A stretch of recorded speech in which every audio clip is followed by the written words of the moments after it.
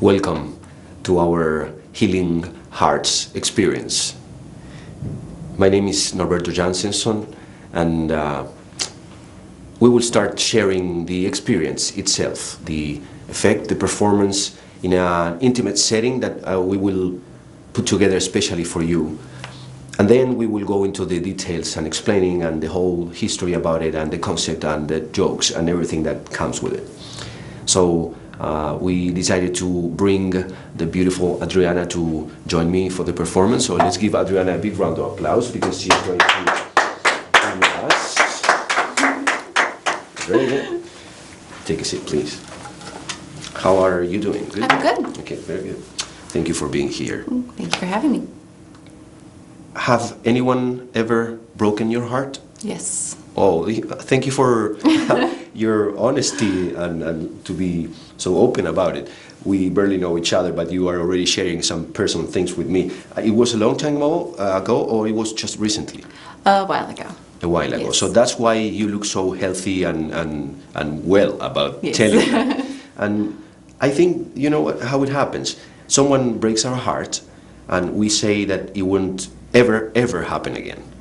But with time, with effort, with patience, sometimes with therapy, we suddenly feel like we are ready to that adventure again.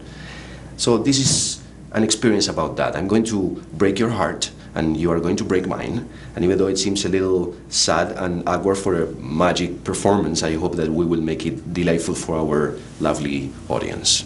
You are going to have to repeat my movements. Of course, you don't have to roll your sleeves back. This is not so elegant, but it's for everybody to know that I'm not going to do anything tricky with my sleeves.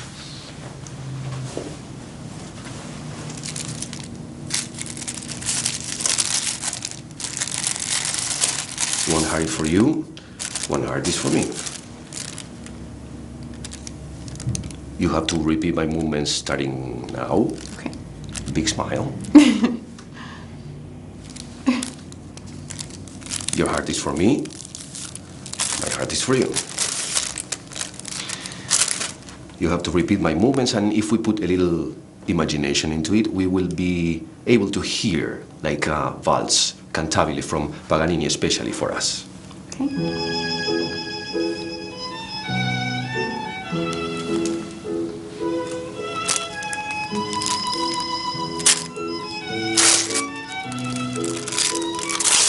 Very good. When you are going to break someone's heart, you don't have to do it neatly. Put together and break again. Very good. I like the way you are opening yourself to enjoy it. Put together again and break once more. You are getting better. I will give you more to practice when you get home, okay? Put together again.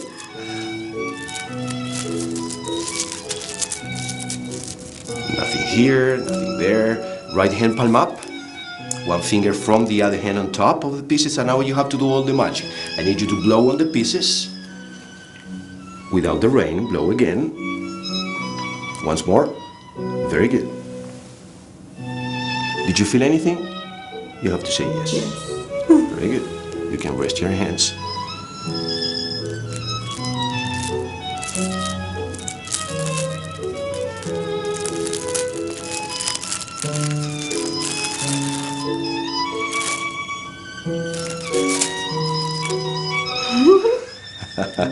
For you. Let's give Adriana a big round of applause.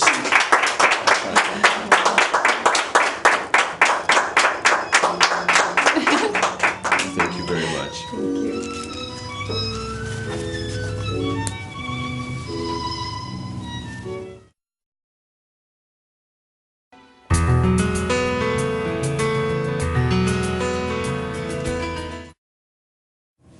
So here we are, ready to start with the actual works of the Healing Hearts, as I decided to call this experience for this release. This history about the effect goes back to Mexico, maybe 7 or 8 years ago, when I went there for the first time for a convention. I met Martin, who is the one we all have to thank for the permission to release this experience to the world. He has been supplying very few magicians throughout these years with very few amounts of supply for this experience, and I actually told him that it would be a great idea to let go of his kid because it is old enough to make his way into the world and to be in the hands of careful, respectful, and professional magicians, or amateur magicians, but still respectful and careful. So they will be able to make their audiences move into a very heartfelt experience by it. He went, I think after a lecture, we've been introduced, and he said, I would like to share something with you, which is a creation of mine. So Martin did for me the hearts, which I immediately fell in love with. And he told me that I was the right person for him to give this as a kind of a gift, the possibility of opening himself to let me perform this effect, which I immediately, almost immediately, put it into my show. The next thing that happened was that I needed to come up with an explanation for myself. Why to do this, how to do it, how to actually put it in my show. We are going to get into that in another part of this video. But for now, let's say that I've been trying to find out the way of making it a date moment of my show where there are some other things happening. Hopefully some of them we will be able to release in a near future. I bring a woman on stage with the excuse of having a date with her. I tell a story about a blind date that I already had. We're not going to go into that now because it's not relevant for this effect. But the thing is that you are going to have in your hands the tools to pull out what I believe it's a very, very powerful routine, very, very powerful effect. That comes all the way from Mexico, from Martin from Guadalajara, that I hope you will be there like you, enjoying this moment as long.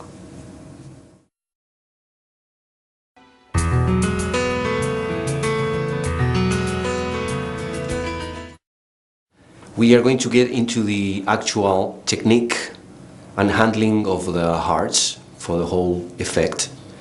It's not so difficult to accomplish, but it is quite important that you will choreograph your movements and you will remember and practice that choreography in order for you to be able to release your thoughts during the experience, and you will be able to focus into communication, into handling the woman and the rest of the audience.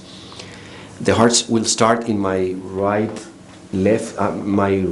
arm pocket outside of my jacket. Usually I should be able to say that if you take this flap inside, it will be a lot easier for you to get there, to get the hearts and to ditch the broken hearts at the end. But I actually don't like that. I don't want to do it because the jacket is meant to be this way. I can handle opening it, ditching the hearts, taking the heart out, and that's it. The worst case scenario is that you will end up with the jacket like this. No one will get suspicious about that, and you will be able to pull it out after. But if you want to be more comfortable, at least at the beginning, you can put the flap inside and you are set to go.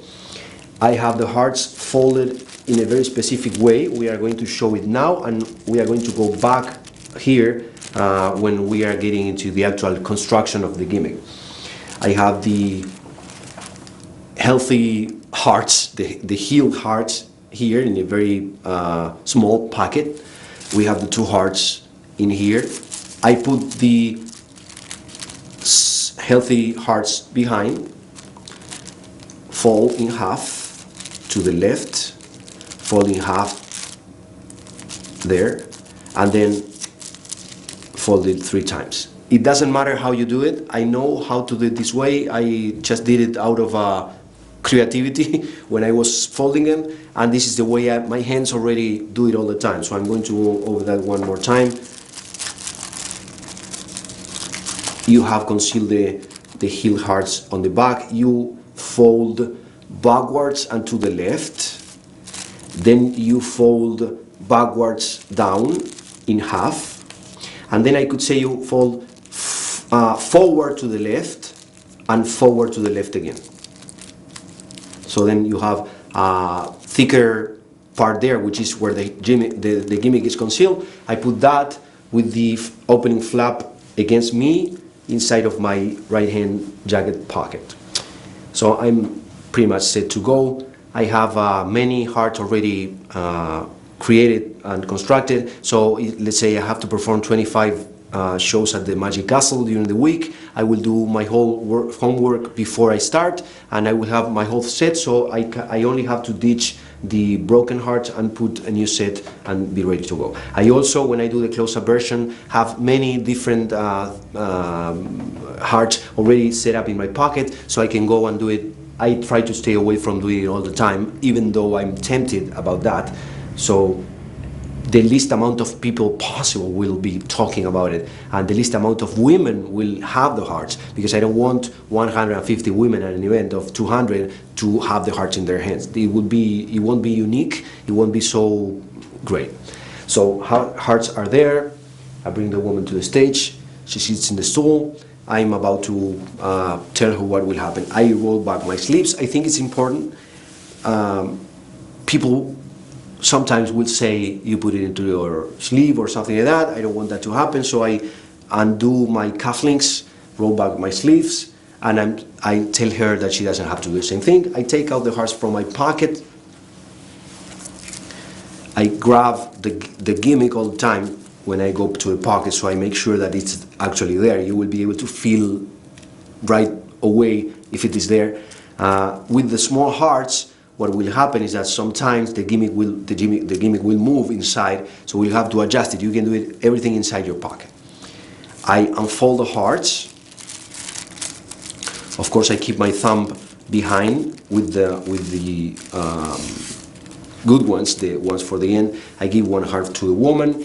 I ask her to do the same things I do. I can even show the other side if I do it in a continuous movement. I can't stop there. But I can do this, continue the movement, and show both sides and be safe about it. I like to hold the hearts with only 2 fingers, maybe 3 at the most, but no more than that, because I want them to see the whole shape of the heart. I say to the woman she will have to repeat my movements. I put my heart in here, she puts her heart in there. I switch hearts, so I will ask for her first. I bring her to the front, keep it with my middle finger, and I give back, sliding the gimmick to the other heart. It's the only good way that I found to switch the hearts. If you really want to go into the switching, which I think makes sense, because you are telling her that you are going to break her heart, so you have to switch hearts. So I take her to the front, slide, and give her the other one. If you want to see it the other way, I be here, she gives me hers, I put it to the front, slide, and give her the other one. Easy thing to do. She has the one. Now I'm going to break the heart here. Easy thing. You actually break the hearts. Show again. Put together and change the perspective, so you are going to break the middle. She might not change it and she will break again the same way. It doesn't matter. It's okay. But if you change and she's paying attention, you will do it this way. I think it's better. One very important thing to consider when you are handling the hearts, you don't want her to see the gimmick on the back. So all the time you are going to try to face the audience, but I'm covering with my other hand the more I can. So my hand will be between the gimmick and her eyes. And when I'm going to take out this hand, I'm going to move this way, so I'm concealing the gimmick from her view. Or sometimes, if I'm not going to use my hand, I pull back a little, so she won't be able to look here. It's not that she's going to tell everybody about it, but the audience will be able to tell some kind of disappointment or some kind of realization on her eyes, and we don't want that to happen. So you have to be careful and choreograph your movements in a way that you are not hiding something from her, but you are actually confident that she is not going to be able to see the gimmick at all times. So you break again, show again. I'm not actually showing the other side. I'm turning my hands, but I'm showing the same side all the time. Unless I do this, which I can't right now because I don't want to do it anymore. It's too on the edge, the gimmick, so I don't think I will have enough cover, so I will do this. It seems like I'm showing my hands and the whole thing empty, but I'm only showing my hands, of course, and the same side. Put in front again, change again, we break one more time. I'm concealing the thing behind, and I put her pieces in front of mine, and I fold forward. So I have all the pieces together, and I will fold to the front, to the front, to the front, and to the front.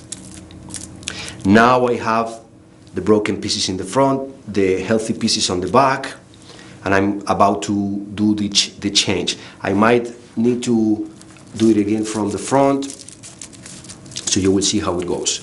I have the broken pieces on the front, so I will fold forward, forward, and forward, and now I can show both sides of it.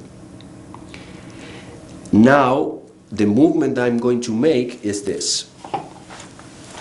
When I ask her to put her right hand palm up, and I have to emphasize the right hand palm up, because if I say put your hand palm up, she will put the left or whatever, and it will be uncomfortable to me to say no, the other one. So I say right hand palm up, she shows the hand, and at the same time she's showing the hand and I'm showing the hand, I'm going to pull back the broken hearts, and I'm going to show it in a minute from the front, how clean it looks. I have the hearts in here. When I'm going to put them in her hand, I just pull back the broken pieces and put the healthy ones in her hand. Do it once more. I just do this.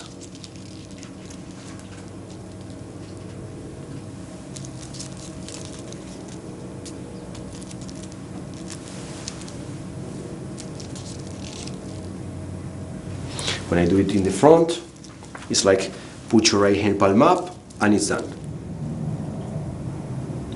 No one will be able to notice if you do it in the right timing. You have to practice the timing, put the switch into the choreography.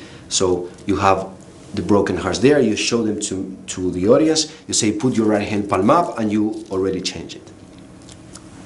I ask her to put her right hand palm up while I'm doing this, finish doing this, right hand palm up, and when I'm changing, my whole body is turning, and that big movement is concealing the small movement. So show, right hand palm up, one finger on top, the change is made. We are going to do it in real time, but again, sliding advice, the big movement of changing my whole body direction into her space will conceal the small movement of switching the broken pieces for the restored pieces. So I have it here, show both hands, put your right hand palm up, everything is done. There's no way, no one could see it. She puts her hand, and now I have the broken pieces that I have to get rid of them. Since she's not here, it will be very easy to do. So she is there, I finger palmed the broken pieces, and I say, now you have to do all the magic. I'm grabbing her hand and go back. And when I'm doing this, I put my hand there, ditch the pieces in my pocket, and go back while I'm ending this movement. I'm doing it slowly so you can see, then I will do it in fast speed again. Have my things concealed here, I go to the back, put my hand here, ditch the pieces, back my hand, and there the movement finishes. You can see that there's something else I'm doing here with my hand and with my shoulder, with my expression, so I'm concealing the fact that this hand is coming back from somewhere else, and in actual performance time is I have the pieces in here. I will need you to blow on the pieces, blow very fast, like this. She blows, everything is done. Do it one more time. I have the pieces concealed in here, and I have the healthy pieces there. So I'm showing, right hand palm up, one finger from the other hand on top. Let me do it again because I just trying to explain it, I messed it up. There, put your right hand palm up, pieces are there. Now I need you to blow on the pieces very hard. Do this. Around her shoulders. Did you feel anything? She will say yes or no, it doesn't matter. And now we go into the unfolding itself, which is very easy to do. You just unfold slowly, and you keep a firm grasp of the center of the hearts, so you will know that the encore small pieces will stay there. You show it's just one moment. You let them realize that the hearts are restored. Sometimes you will get an applause, sometimes you won't, and then you just pull it out and let the pieces fall. And they will have to be surrounding her chin. That will be the right way to go. Like, they have to end for her smile to show, and they putting a frame into that. So I hope that's enough explanation. You can of course put stop, go back, see everything again, and just in case you get with a new way, method, or whatever, be of course free to use whatever it suits you. For my limited knowledge and for the time I've dedicated it to it, and for the friends who have talked to me about it, this is the way I think is the best way I could come up with to perform the effect in the most powerful way. And now we are moving into the construction of the actual hearts.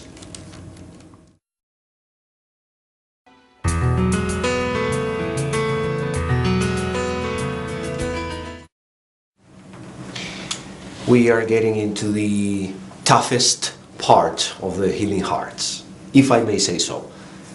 For me, it turned out to be a moment of connection with myself. There are things that I have to think about. I never have time for those. There's music that I have to listen to because I want to and I never have time for it. There's time that I need to settle down. So most of the time, late night at home before going to sleep, I will sit in my table and I will take my time to make the hearts.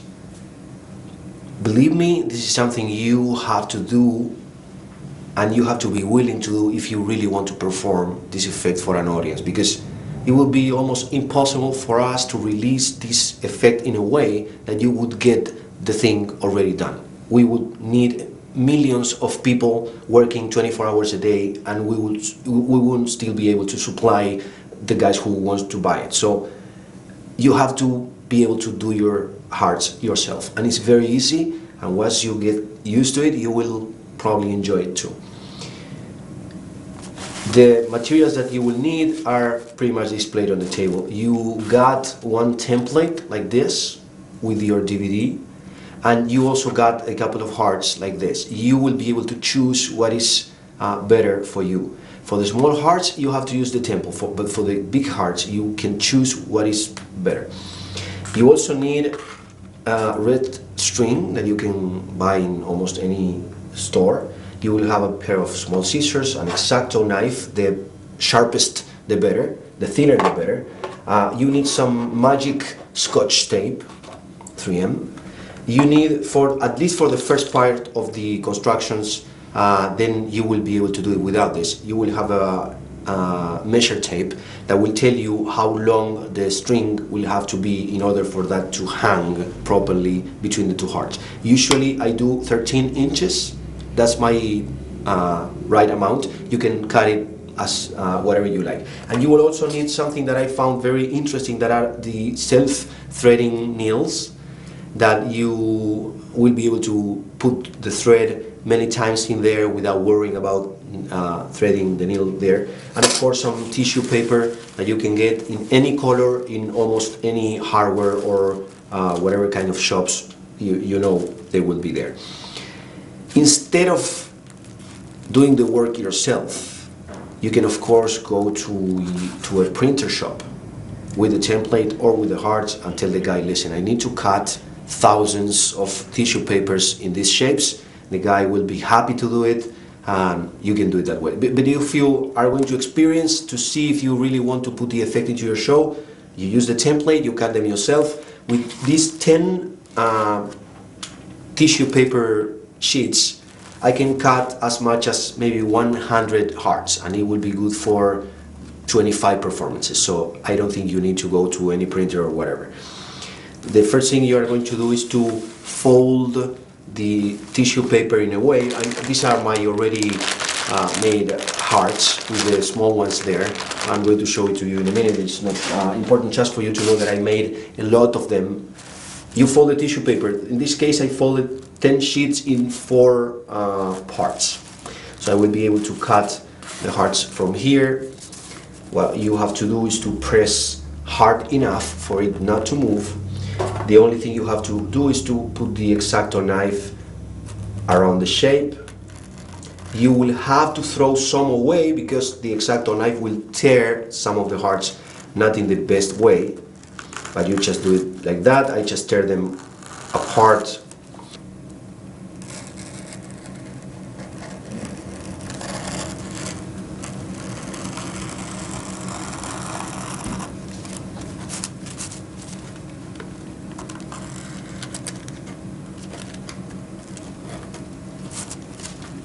No, it's working over there. Of course, if you press harder, you get practice. You can press a little more, and you will be able to have more hearts at the same time to play with the template.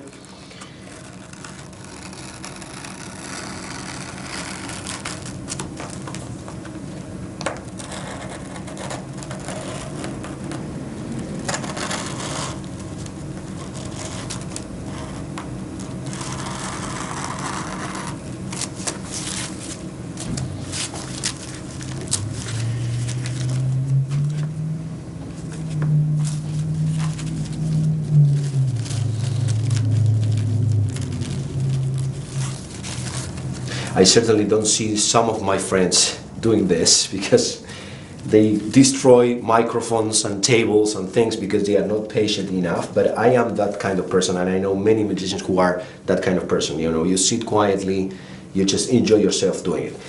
Once you turn off the first part, you take out the remainder of the paper. And there's something else that I have to say. I'm not that careful about spoiling paper because it is very cheap and there are many hearts coming out from there. So if I break 2 or 3, I don't care. I enjoy myself. I do whatever I have to do. I throw whatever it doesn't work, and I use the rest. So we'll keep doing this as we hear some classical music. You will see the work going on, and then we are going to move into the smallest hearts.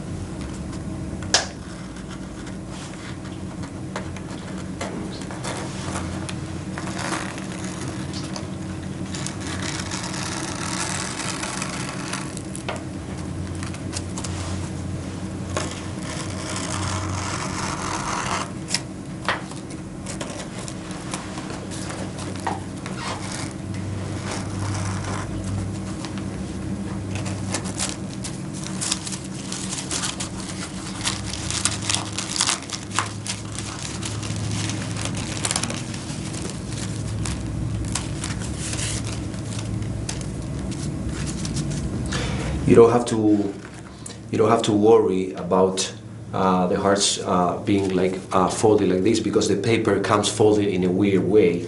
Then you put a couple of books, heavy books, over the hearts and let them sit for a night or something like that, and they will be in perfect shape when you take them out in the morning. The other thing is this: the hearts don't need to be in an 100% precisely perfect shape. They can have very personal cut in there, because you are going to be performing it on stage and a certain distance. You can tell the difference between this heart and a 100% perfect one cut it from the printer shop. It's the same thing, no one will be able to tell. And I think for me it's pretty good looking. though this paper, particular paper that I'm using, is a little thinner than the one that I usually use. So the thicker the paper, the better for this effect. I know there are some other tissue papers, actually the one I have in here is thicker like this, thicker than this.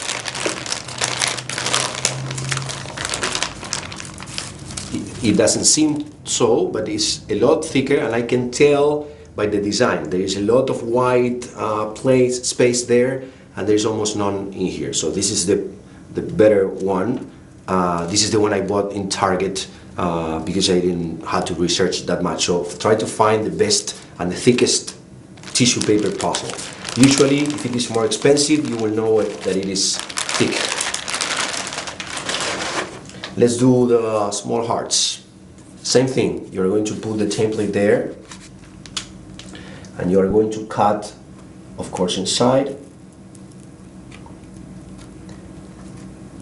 For each time you perform the effect, you will need 5 big hearts and 7 of the small ones.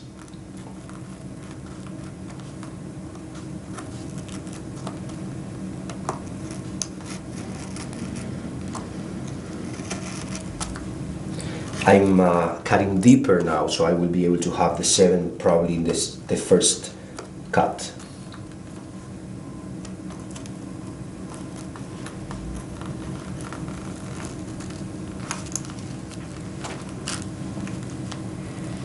So I have there, let's see, 1, 2,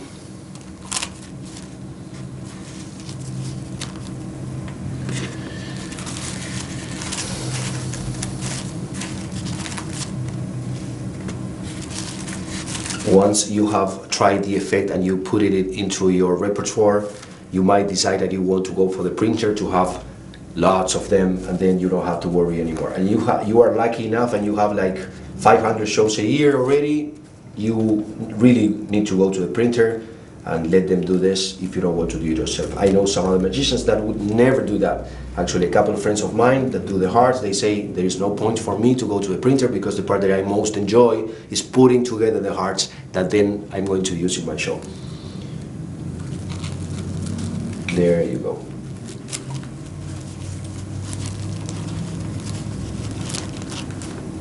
I have already enough to do the first set, but I will cut some more.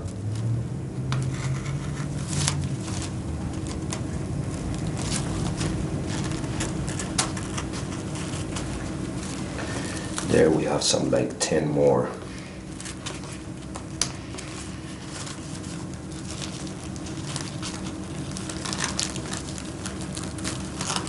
There.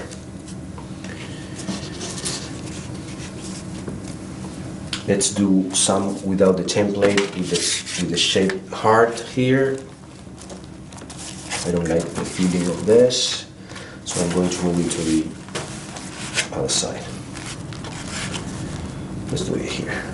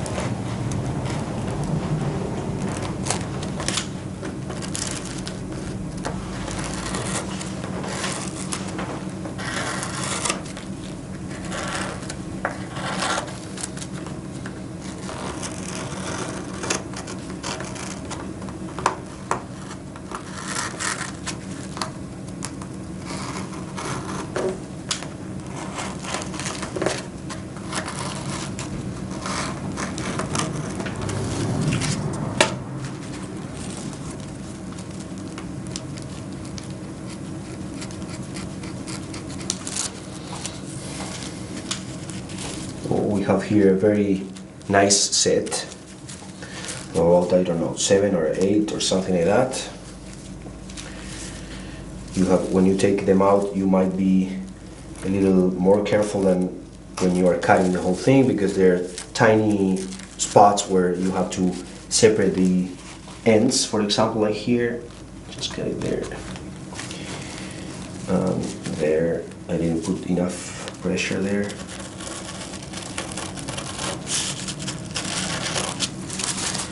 That's that. Another set. And now I'm going to start putting together the things instead of keep cutting. I usually take like a half an hour to an hour paper cutting and the whole thing, and when I have a pretty big bunch, I stop doing the hearts and I go into preparing the hearts. Usually in a regular setting I will have maybe 12 shows a month. A good time maybe is 20, a slow month it's like 6 or 8 shows. So I only need to prepare this amount, like 10 for a month or 12 for a month, and so I do 3 or 4 each time I really want to go for it. I will prepare the thread.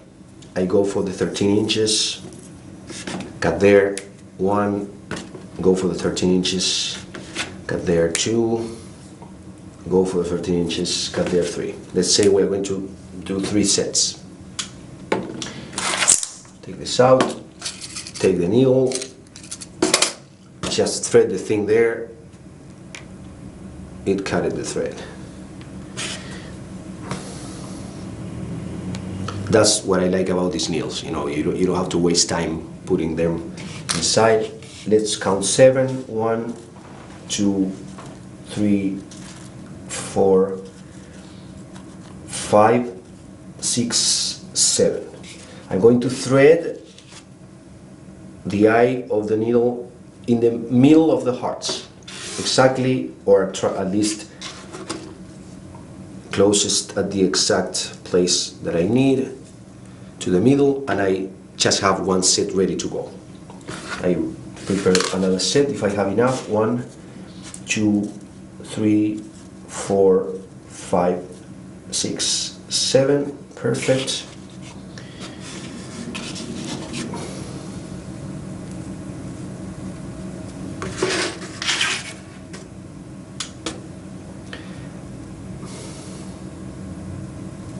Thread the needle, pierce in the middle, and this is it.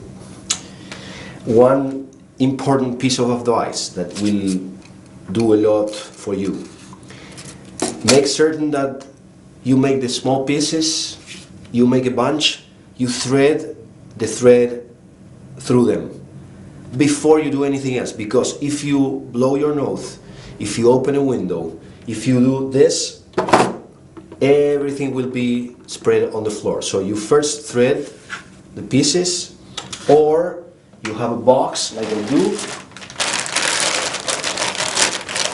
where you have all the parts, so then you can take them from there. Now we are going to prepare the first set. You put the 2 hearts in there, you put the encore pieces over it, you cut 2 small pieces of Majik tape, and you tape the thread to the heart.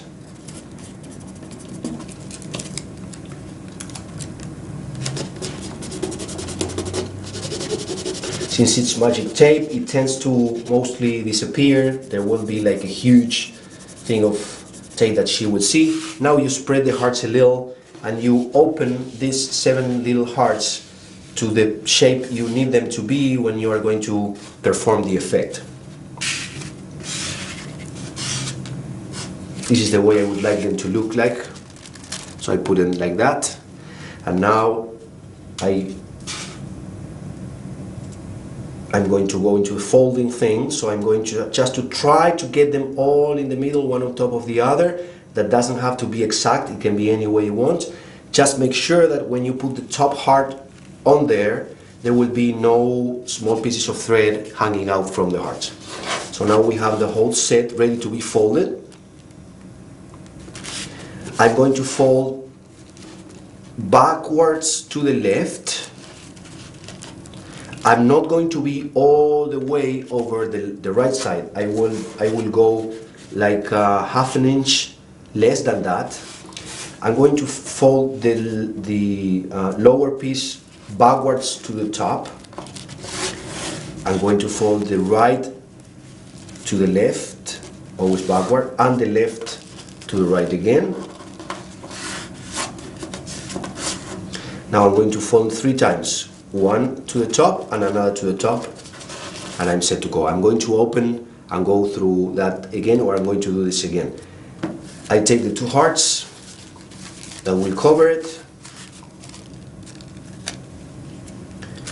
put it on the back as we showed in the handling, fold back to the left, not all the way, fold back to the top, same folding technique I'm going to use to the part that is going to be the heeled one. I already have my first set to go. It was like 2 or 3 minutes. I put them in a bag like this and I carry them with me. If I have 3-4 shows, I have different bags and I carry the hearts all the time with me. If you don't want to put them there, you put them under somewhere where you can press them so they take the shape you need. Take the next 2, put it there, put the string on top, cut the tape,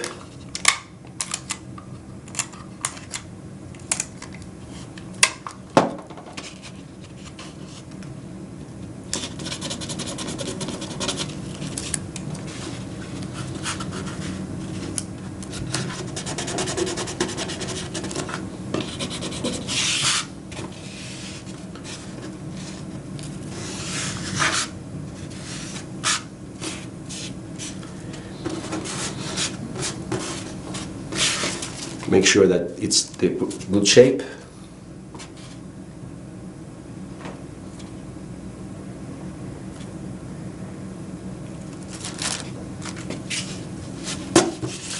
To the left, up, to the right,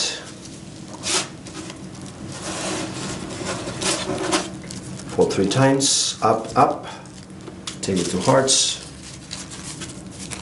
put them together, fold. Another one set. Like this, you will be able to have like 10 or 12 or 20 in less than an hour. Things to consider though.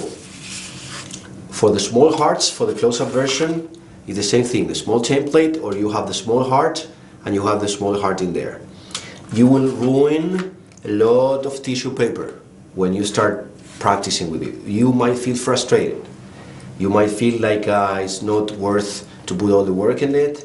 You can go whatever way you want. But I can tell you, I could spend hours doing this because I know how strong it is in the performance, and there is no way, no magician can supply me, no magic shop can supply all the magicians in the world with this already done. So you have to put some work yourself, and I think it will be very good for you and for all of us to put some work into our magic, our hands with our energy in the table, touching the things, cutting the things, messing up, throwing things away, like when we practice martial arts. There's no way that you are not going to be hit. You are going to be hit many times. You are going to fall on the floor many times.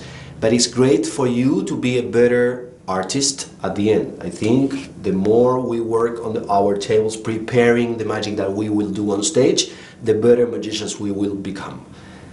Be our guest. If you really already feel that the effect is for you, skip the first part of cutting the hearts, go with the template to the printer, say I need whatever it is, buy a thick tissue paper if you can, a shining one, because this is not too shiny, but there are shiny ones that are very good, and the rest of the props, go back on the tape, and you will have anyway my email or contact information, so you will be able to mail any questions you have, any doubts you have, or whatever it is. Put your hands to the work. It will be worth it, I promise.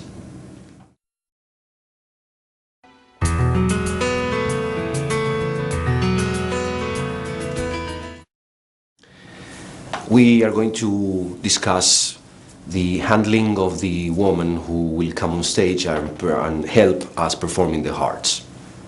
I have to say that I've been going through a lot of experience, trying things that didn't work, trying things that actually worked, but I wanted them to be better until I found the right kind of person to use and the right kind of conversation without words that I have to have with a woman. First thing, you really don't want a woman that will show off on stage. You also don't want a woman that will be too shy to express her emotions. Usually here in the United States, women are very expressive when they see something they like, when they are taken by their emotions, but you never know who is going to be sitting there. So you have to try to spot the right person to bring on stage. I usually go for a woman that is dressed not so bling bling way as they call it here, right? I try to go for a woman who is kind of excited about what's happening, looks into your eyes when you go through the aisle, maybe if it is a theater, or a woman who is sitting in the front row if it is a private setting, that I know is a woman who is willing to be a part of the magic. Not someone who looks away when you look at them, or if they are sitting two in the back, they usually are not the ones to be the better sports for this. So then I'm going to go to pick up this woman. It's not like I'm going to call her to come on stage. If this is a stage, I will go down the stairs, I will go right into where she is, and here all the time I would like to share my way of thinking about it. It's like a date. I'm going to have a date with a woman on stage. So if it would be a date, I would be used to go to her house with my car to pick her up. This is the same thing I'm going to do when I'm going to the aisle and bring her from her seat. So in this case, we are going to ask Adriana to join us. I tend my hand to her and I bring her to the stage. I ask her without words to stand next to me and I grab her hand. Usually I will do this to introduce her into the audience, and I will ask for another round of applause besides the one that I already asked when she was coming to the stage. Still holding her hand, I will ask her to sit in the stool, and then I make sure that she's comfortable. I can't emphasize enough the importance of taking care of this woman. It's not only for her, it's also for all the women that are on the audience, and it's for all the men that are on the audience who usually don't even know how to relate to their husband, wife, or friends. So I want her to be very comfortable here. I want her to be connected with me. So for that, I have to connect with her. If I just bring her there and I forget about her and I go into the performance and the show, that won't be good because she won't relate to me as strongly as I need at the end of the performance. And you will see in a minute when I'm talking about this. So once I really see that she's comfortable and she's connected with me, and we already had a connection with our eyes, and I know she's comfortable, I will go into the performance. Usually, if the woman, for example, the performance is at the Magic Castle, women have a lot of times, they have very short skirts. So when I ask her to sit in the stool, they show a concern about like the length of the skirt, and I have a line that I use that is, you don't have to worry about the length of your skirt because it matches exactly the height of my stool. I already took care about that because I am a professional. So everybody laugh. She knows that it will be an elegant thing, so she sits there. She will usually, if she has a shorter skirt, won't sit like with her knees pointing the audience. She will sit like this, like 45 degrees, which is the perfect way to do it. I don't want to be too away from her. I can't be too close. I usually try to have my distance in a way that I can approach to her and I can stand back and there will be some air between us. And now we are going to go into the experience. I usually roll my sleeves back, but the thing is, I say to her, you don't have to roll your sleeves back, of course. This is not very elegant, I explain, but this is for no one to suspect my sleeves, okay? So, have anyone ever broken your heart? That's a question that I have to ask. It has to be an honest and heartfelt question each time I ask, and she will usually say yes. It is very limited times that when a woman said no. But let's say she says no, and I say, okay, let's pretend I believe you, and I will tell you how it is like when someone breaks your heart, because I have had my heart broken more times than I can remember or that I want to remember. When someone breaks your heart, you feel that you will never, never, ever let it happen again. But then, with time, patience, effort, therapy, sometimes you suddenly feel that you are ready for the adventure again. I try to make eye contact with her. The more I can, the better. I, of course, relate to the audience, but this is about creating an intimate moment between us, and the audience will feel the intimacy even though I'm not looking directly at them. This is a date that we are having, and they are like the witnesses for this date. From time to time, I relate to them, so I inviting the audience to be a part of this intimacy. But most of the time, I will have to ask her direct questions, and I will have to look at her when she answers. Because if I say, "Did anyone ever broken your heart?" and I look away when she answers, that won't be good for this connection. And again, if we are going to build something meaningful for the audience at the end of this effect, when it happens, we have to build from the very beginning. We can't dismiss the woman during the time she's here and expect her to be a good or a great sport at the end of the effect. So I say, let's pretend I believe you and this kind of thing. But let's say if she says yes, you have to acknowledge the fact that she is actually opening herself to share something that might or might not be important for her. But if it is, you want her to feel that you are really embracing the fact that she is sharing. So she said yes, and I say, wow, that's awesome that we barely know each other and you are already sharing personal information with me. That's great. And you know how it is, because you already look healthy and you already look cured about that. So was a long time ago or was just recently? She will, if she said yes, she will usually say it was a long time ago. Because if it was just recently, either she won't say it or either she won't feel happy about it. But now she said yes, she's happy about it, and I said, look how it happens. Again, same thing. It's not that I'm saying something she doesn't know. We all know that then you feel that you are ready for the adventure again. So this is an experience about that. I'm going to break your heart. You are going to break mine.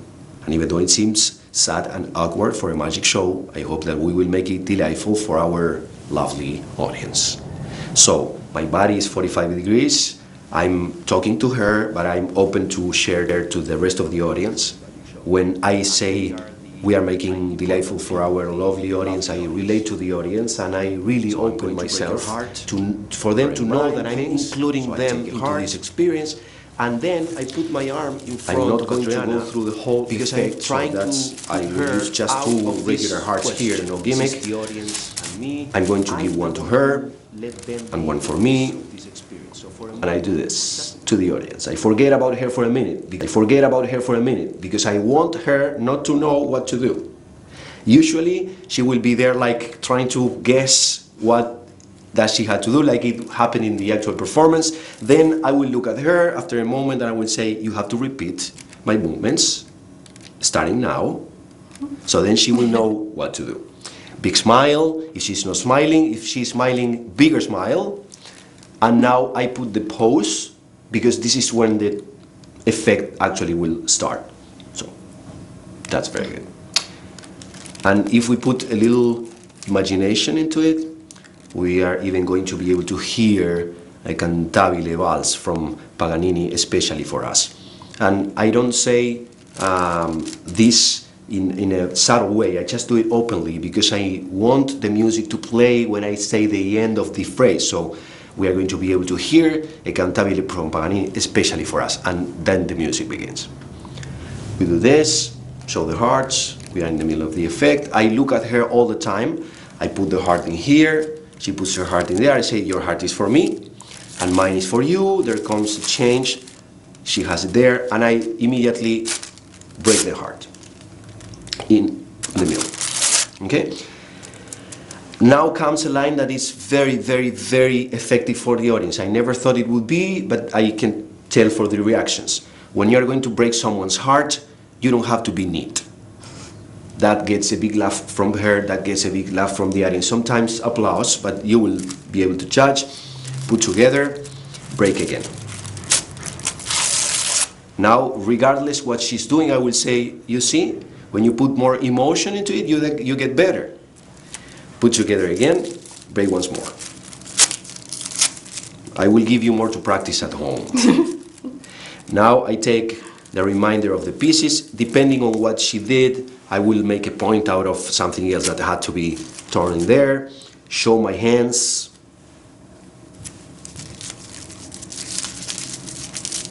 Make the ball.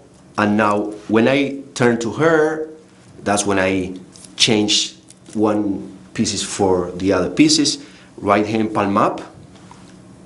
I put the pieces there. One finger from the other hand on top. And now you have to do all the magic. And now I will come around her, but I won't let go of her hand until I'm on the other side. This is a connection I want to keep. If I drop the hand and I go to the other side without having any kind of contact, she might get suspicious or scared about something strange that will happen. Usually in my performances, it doesn't happen because the audience know the kind of performer I am. But she might be scared if you go behind her without any contact. So it's either you don't let her hand until you are halfway there and you contact here and you can let go of here, and then I touch here her right shoulder and I can let go with this one. So it's very important to keep the contact, even though it's not so normal here in America to touch people so much. I'm from Argentina, where we touch each other all the time. But no one will feel any awkward feelings about this. She put it there, you were holding her hand. I'm going this side, put a hand on her left shoulder, then I ditch the gimmick, back with my hands, and now I put my, you would say forearm, this part. I put this forearm touching her shoulder slightly, because I want her to feel that I'm in a proper distance and nothing weird I'm doing behind her back, which is something that we magicians have to be very careful about, because I've seen magicians doing these kind of things and I've seen the reaction of the audience, who is like, what is happening behind me? So I want her to know that I'm here and I'm not doing anything with my hands. My hands are on side all the time. So once more, because this is the important part of the thing, I will ditch the gimmick in my pocket. So I'm here, I go to the side, put my hand in here, ditch, come back, and say blow there, while I pull her hair back.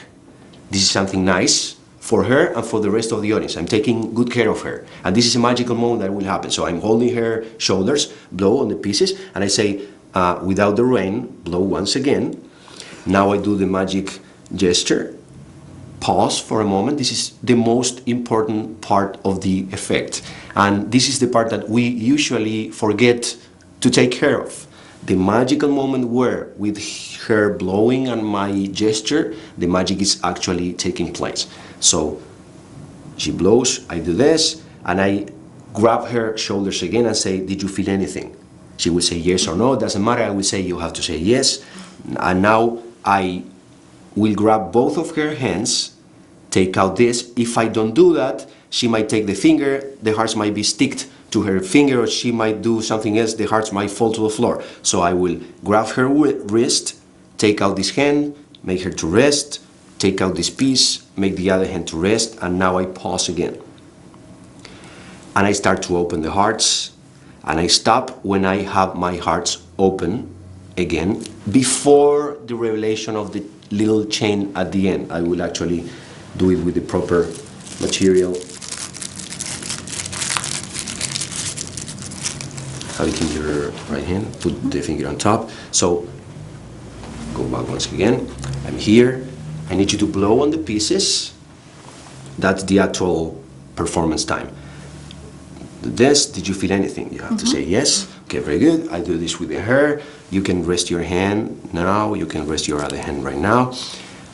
And now, instead of doing this way like I was doing, I will turn a little to the audience. She's 45 degrees, but she will turn her head to the front, so it will be better instead of doing this, because if there is audience on this side, in my left, they will miss her expression. So I need to move from here to here. Still my arm is touching her right shoulder. The contact is important. And there is another thing that is also important. I consider many things because I really want to be classy and elegant, especially with her and with the rest of the audience. even though I'm close to her, I keep a lot of distance from her body with my body. So it's like I'm not standing straight behind her, I'm doing this. So it will be a safe distance for her and for the rest of the audience to notice that I'm not about anything else than the magic thing. So I'm turning, I'm away from her, there's space here, and now I'm going to do it very slowly. Open here.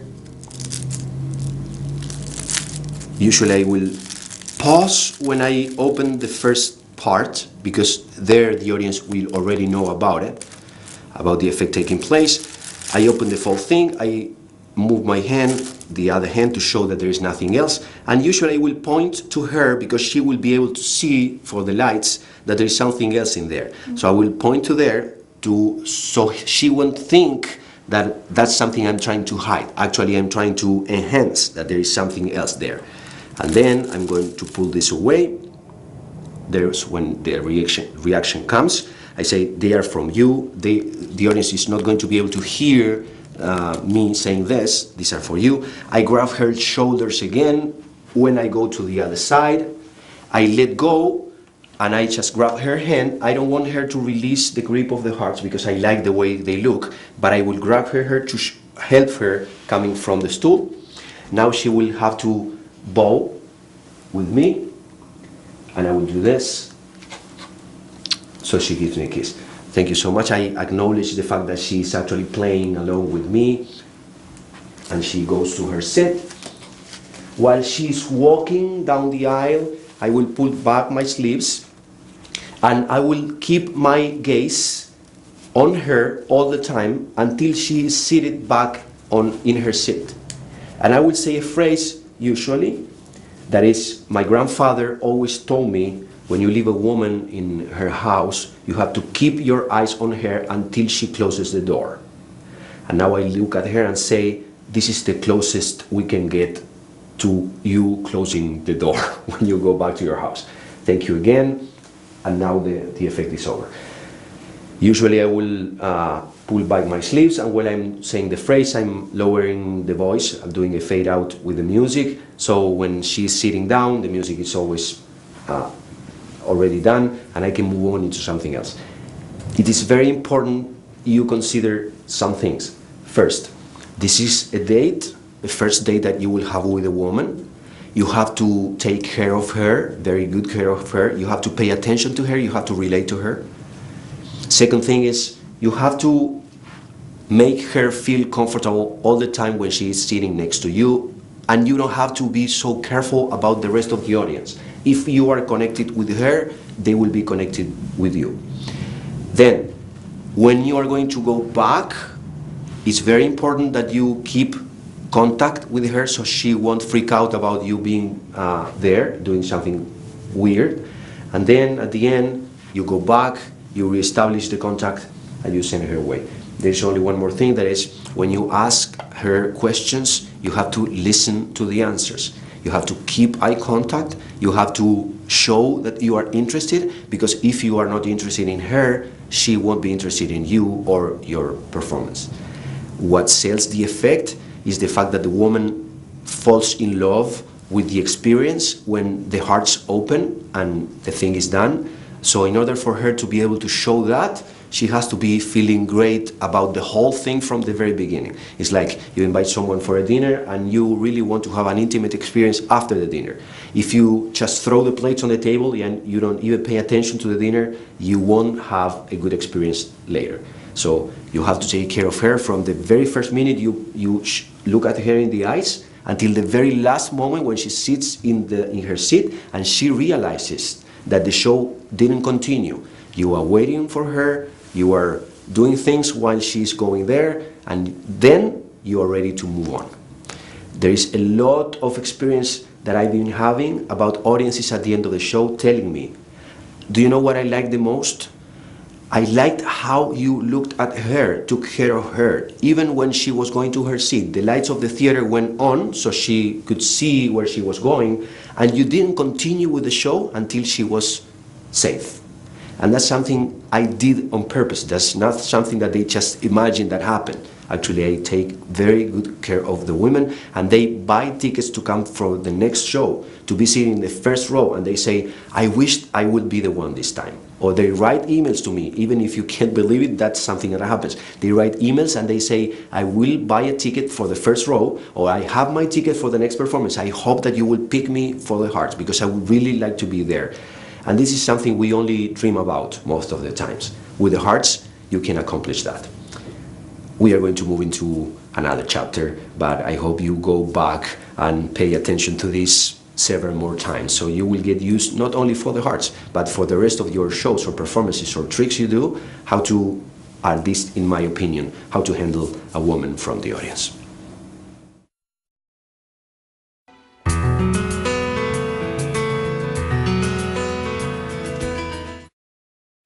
Let's get into the actual presentation, actually also the concept of the healing hearts.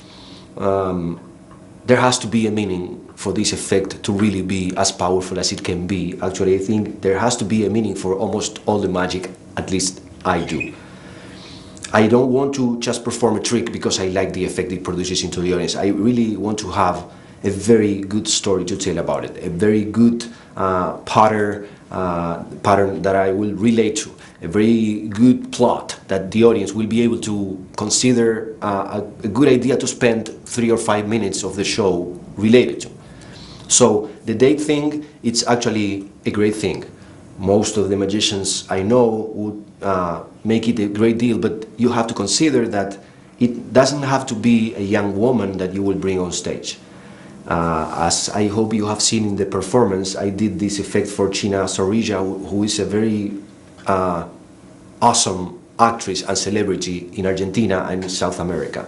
She's 85 years old, and the effect played just as good for her than it does for Adriana, for example, as it did for Adriana or the other women you saw in the videos. I also sometimes bring a very young girl to the stage. Sometimes a 9-year-old girl or a 5-year-old girl, or the youngest you know will be able to participate and to smile and to react with the effect. Those will be very good prospects for the effect to actually work right. So it doesn't matter how old you are, it doesn't matter what is your style, you can do it a little more comedic, a little more dramatic, a little more serious, but you have to have the right kind of relationship with the woman, which is usually a date or an encounter between hearts or a story about hearts broken and restored. So you have the concepts. It's a moment where we are going to break each other's hearts, or it's a moment where we are going to remember the time that we have our heart broken. So each one of us will break their own hearts. So that's also good. It's not that I'm going to break yours and you're going to break mine, but also I'm going to break mine and you are going to bring yours in representation of the rest of the audience.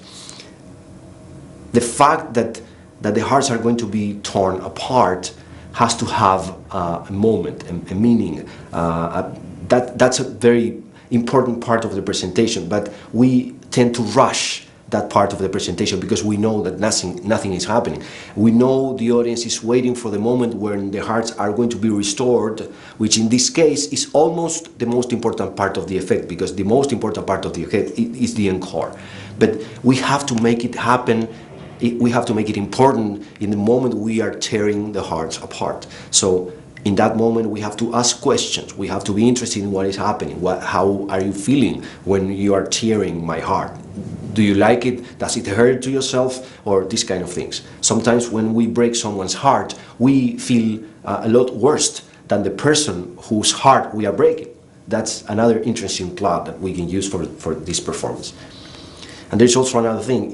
Even if you are a comedian, I think you should have a romantic moment in your show. Even if you are a mentalist, even if you are whoever your performance persona is, you can pull out a romantic moment in your show. It doesn't have to be all about comedy or mentally related things with the hearts. You can just take a moment to share one different piece of magic that I know the audience will appreciate. We learn about equalizing the sounds, the music, so you can equalize your show. You can put a spot there between two very powerful pieces of mentalism, between two very important pieces of comedy, and you can even put some comedy into the hearts, as I do, 2 or 3 lines that will make them laugh because they will feel more relaxed and prepared for the next effect. So I think that's about the presentation. I don't think there are many other ways you can go to present the hearts. I think this is one of those effects that if you look at what is actually happening, you will know how you have to present it. I don't believe in those effects that the effect is saying something and you are saying something else in your presentation. You have to be very skilled and sometimes twisted to be able to put that out right. In this case, just stick to what we do. It's like you break her heart, she breaks your heart, you put the hearts together, you will go very nice if you just do it that way. And there's only one more thing. We are going to go into the technique part in more detail, but regarding the presentation in the moment of the technique, you really need to do it whatever way you want to. In the video with China Sorija, I did it a different way, but in this case, you have to choreograph your movements on stage so you will be able not to waste time. I have a very good point from a friend of mine very recently. Since I'm going to put my hand in my pocket to ditch the broken hearts, what I wanted to do when I was practicing, because the woman wasn't there, was put 2 hands inside the pockets to take out my magic powders that I will spread over the broken hearts for them to be restored. But look at what happened. When the woman was here, I was ditching in a hidden situation because no one was looking at this and no one was able to see what I was doing. But since I was trying to take out the magic powder from my pocket, what the audience actually thought was that I was ditching the hearts them. So this friend of mine said, you don't need to put your left hand inside your pocket, you only need to put your right. Why are you mimicking the same movement with your left? And I said, because I'm doing the same thing with one hand. And he said, since we are not seeing the right hand, you don't have to do it with the left. So then I changed it again. I'm here, I go back to my pocket, but with my hand here, and then I come back. And as Slaidini would tell us, the bigger movement would cover the smaller movement, but they both have to end at the precise same moment. So I start here, I go around, put my hand back and go back, and when I stop moving, my both hands are on site again. So be careful, because you can't just come from here and put this here and stop and then bring back your right hand. You can't do that. It won't look right. They will know that you are doing something with your right hand. So you have to come from here, do all the movement while you have time and you are moving, and you finish the movement. Both go back to the performance, see how I do it, and you will find that there is a reason for that to happen that way. Also, in the presentation of Gina Sorija, the one we are with in the coach, in the sofa, I'm doing it the other side. She's in my right, and I'm ditching behind her because that's my setting, that's my TV set, so I can do that. But I don't go with the hand. You will see that I'm approaching with my body at the same time I'm doing it with my hand to blow.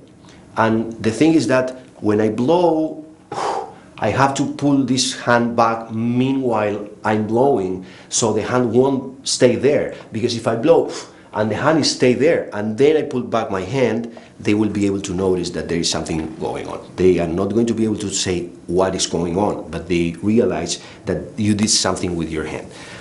This is not a lesson that I invented, something I created. We have to look back to the greatest magicians on earth, pay attention to what they told us to do.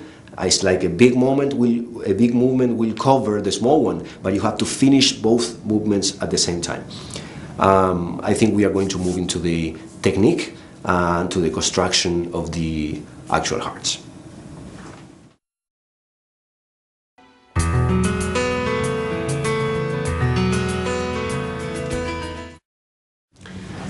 So we came to the final part of this DVD that I hope you have enjoyed until now, with some thoughts. You could call random thoughts about the performance or the constructions or the whole package. The first thing is this. This is one of the really most powerful pieces in my show for the last maybe 8 years since I had it. For Martin, to whom I really have to show all my appreciation again, Martin from Guadalajara, a very close friend of mine, great magician who created these hearts, has been his kid, his son. For these many years he has been performing this all over the world. For many other very well-known magicians who know this and who have been purchasing very limited quantities from Martin when he was available to actually put them together for them, it has been a very powerful piece of magic.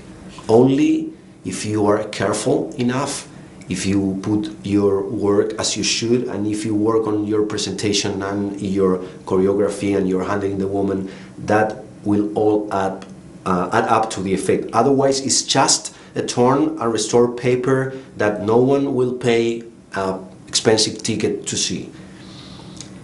For the works, we already been through the whole thing. The only other thing that I would like to say is this. My hearts are shiny, these are not. You can already tell that this is way better than the other. These are the ones I cut by hand, and these are the ones that are cut in the printer shop. From a distance, you shouldn't be able to tell the difference, and I can tell you that sometimes I use this, sometimes I use this. It doesn't matter, it makes no difference. The woman will appreciate having the hearts as a souvenir if they are perfect and if they are not perfect too, because there is an advantage about the non-perfect hearts that look like more real than something that came out from a manufacturer production. So you pick whatever you want. I can tell you that there is minor things that are in the hand cuts that won't bother even the woman or anyone else. For the point of view of the performance of the stage, I use a giant screen when I do it in a big theater.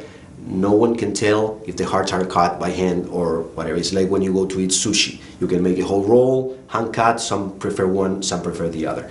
About the template, you will eventually have to replace it if you are not careful enough, because you are going to cut on the template. Again, the hearts don't have to be perfect every time. So if you cut them bigger or smaller or out of the template or inside the template doesn't matter, it won't do any difference. I strongly recommend you to cut a lot and put together a lot into your package, so you will be able to be ready for many performances. And as Tommy Wonder and some others told us many times, the less you have to go through the awkward part of preparing the tricky part of any tricks, the more of a magician you will be able to feel. It's just you go to a pocket, load into the other pocket, you are ready to go. You didn't go through a lot of mess. So I prefer to sit in my table less times, let's say once a month, and I put together like 20 or 30 hearts, and then I go and perform 20 or 30 times without having to go back to the table to construct the hearts again. That's, for me, wiser than doing one every day or two every day. From the performance standpoint, you will need music for this effect. That's my belief. I do it silently sometimes. I had a show for Mother's Day in a place where my music didn't work because the sound system had a problem, whatever. I had to do it silently. It was nice. But when I do it to music, the romanticism is enhanced. So I strongly recommend you to pick a right piece of music to perform the hearts. It has to be romantic. I use Paganini, Cantabile and Waltz. It's a piece that I found in a very cheap CD a long time ago. I didn't even know what was there. It was like $1. I bought it. I found this amazing piece of magic. I didn't know the hearts back then. When I started performing the hearts, I remember I had to go through my old CDs to find this piece, which I think is beautiful. But actually, the not so good original piece that is very cheap played by who knows? Because I never even got the name of the performance that she was the CD. So I really encourage you to find the right piece of music for the effect.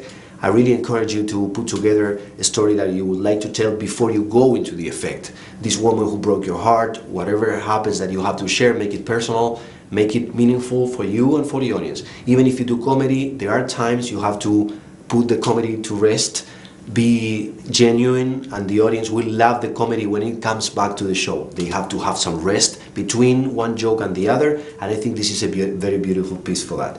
And pretty much that's it. Container Store is the great place for me to get all the boxes where I have all my hearts. X-Acto knife is great. You have to change the blade often because you don't want to mess the whole package of tissue paper, so make sure it's sharp. Measure tape also from the Container Store. Nails are from Singer. I don't know if you will need more information about that. I think you have more than enough to start working with the routine. So I really want to thank you for purchasing this DVD. I really enjoyed it while I had the opportunity to share it with you. I know Martin had a lot of going back about releasing this piece, which is really his son. So I really appreciate and thank Martin again, my friend. I miss you. I hope that we will have the chance to see each other again soon. Thank you for giving us the chance to perform the Healing Hearts. And again, for you, let me know or let us know whatever thoughts you have about it. And I hope you will have a lot of great reviews about the hearts in your show.